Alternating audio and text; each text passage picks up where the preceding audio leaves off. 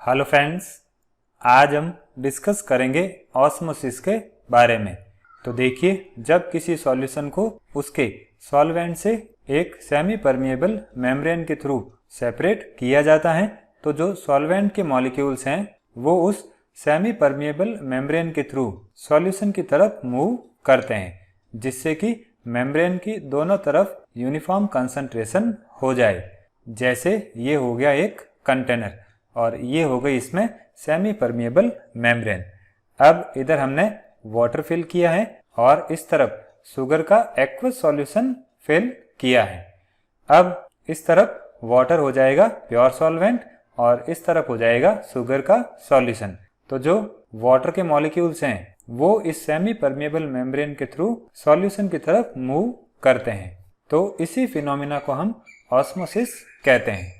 अब इसकी डेफिनेशन देखें तो देखिए, जब सेमी परमिएबल मेम्ब्रेन के थ्रू सॉल्वेंट के मॉलिक्यूल्स प्योर सॉल्वेंट से सॉल्यूशन की तरफ मूव करते हैं तो उसको ही हम ऑस्मोसिस कहते हैं। अब दूसरी डेफिनेशन की बात करें तो ये डेफिनेशन कंसंट्रेशन पर बेस्ड है।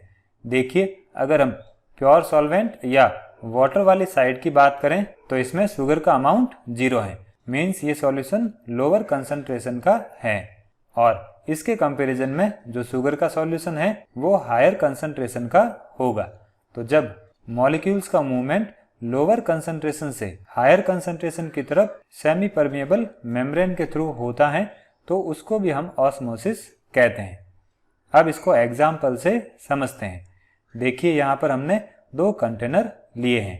एक कंटेनर में वाटर फिल किया हुआ है और दूसरे कंटेनर में सॉल्ट वाटर फिल किया हुआ है। अब हम 2 ऐसे एग्स लेंगे जिसकी आउटर सेल पूरी तरह से रिमूव की है। तो इन दोनों एग्स को हम इन कंटेनर्स में रख देंगे और जब कुछ देर बाद देखते हैं तो जो एग हमने वाटर में प्लेस किया था वो स्वेल अप हो जाता है और जो एग हमने सॉल्ट वाटर में डिप किया था वो श्रिंक हो जाता है। अब इसका रीजन क्या होगा? तो देखिए, अगर हम पहले कंटेनर की बात करें तो इस केस में एग के अंदर कंसंट्रेशन ज़्यादा होती है और एग के बाहर जो वाटर है उसकी कंसंट्रेशन लोअर होती है।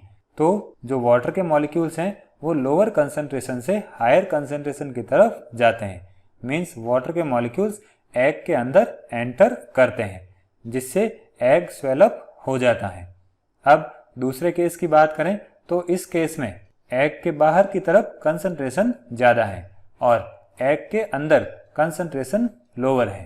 तो मॉलिक्यूल्स लोअर से हायर कंसंट्रेशन की तरफ जब मूव करेंगे तो एग श्रिंक हो जाएगा।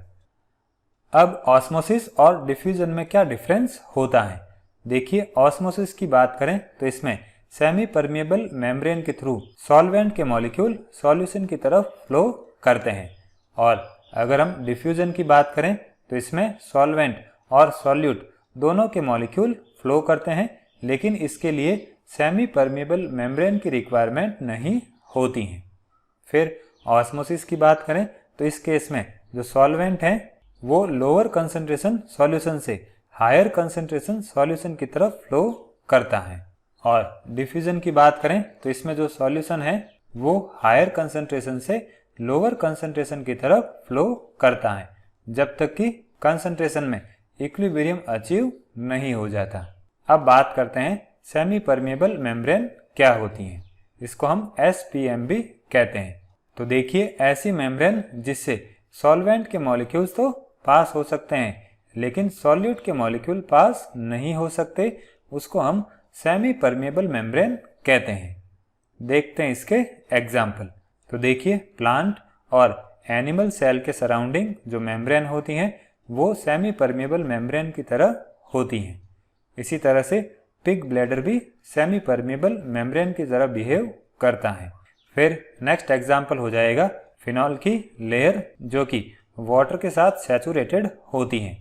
इसी तरह से कैल्शियम फॉस्फेट और कॉपर फेरोसाइनाइड का जिलेटिनस प्रेसिपिटेट भी सेमी परमिएबल मेम्ब्रेन की तरह बिहेव करता है।